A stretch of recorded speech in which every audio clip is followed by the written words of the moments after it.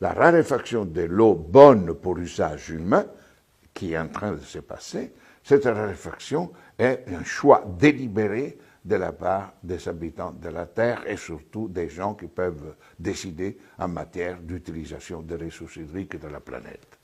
C'est la responsabilité des États et c'est la responsabilité des grandes entreprises. Mais la logique de l'économie capitaliste de marché est de rendre tout ce qui est utile, de le rendre rare. Parce que si c'est rare, eh bien, ça vaut davantage.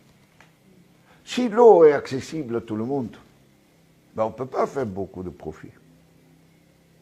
La totalité de l'eau prélevée dans le monde, encore aujourd'hui, 80% de tout le prélèvement qu'on fait des eaux de surface ou des nappes, etc., eh bien, c'est pour l'agriculture. L'agriculture pour la population locale? Non. On fait l'agriculture pour l'exportation. Donc alors, tu utilises l'eau, non pas pour faire vivre tes gens, mais utilise l'eau pour faire vivre les entreprises étrangères qui viennent faire des plantations de bananes, des plantations de légumes hivernales, etc., etc. Et donc, tu fais un usage de l'eau, non pas pour l'utilisation pour la vie, pour ceux qui ont des besoins vitaux de cette eau, mais pour des raisons économiques et donc de rentabilité économique. C'est pour cela qu'encore aujourd'hui, on continue à faire ce qu'on appelle l'accaparement des terres.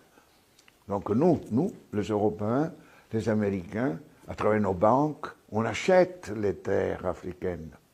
La Chine achète les terres africaines. Et on détourne l'utilisation de ces terres des activités agricoles pour la population locale. La vision que nous avons de l'eau a changé depuis une cinquantaine d'années.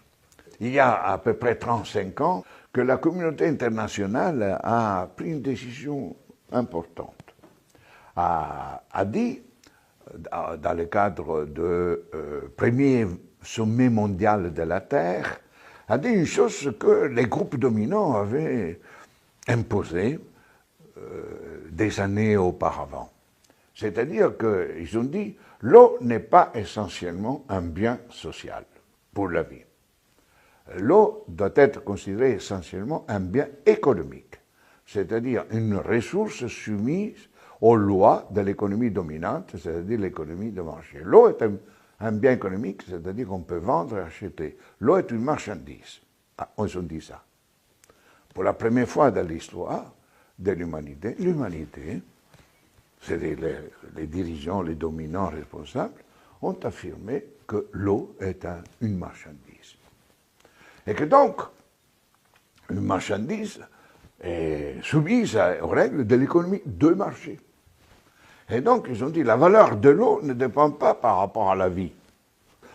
L'eau est considérée désormais comme un bien appropriable, utilisable à but lucratif. Tu veux l'eau, je te la donne, mais tu m'en payes. Donc, c'est pour cela que, petit à petit, à partir de ces principes, alors que l'eau, jadis, était considérée comme un bien commun, quoi, un bien commun naturel, accessible à tout le monde, on ne pouvait pas nier l'accès à l'eau, la première chose qu'on fait en Afrique quand on va dans une famille, on te donne un verre d'eau, etc. Donc, c'est que... Non, rien du tout. Maintenant, on considère l'eau qui est une marchandise sur les marchés, dans les marchés. Et ce principe-là est à l'origine de la guerre. Et donc, l'eau est devenue une ressource comme le pétrole. On a l'or noir, le pétrole. Hein. L'eau est devenue l'or bleu du XXIe siècle. Et comme on a fait les guerres pour l'or noir, on fera les guerres pour l'or bleu. Mais c'est la connerie, ça.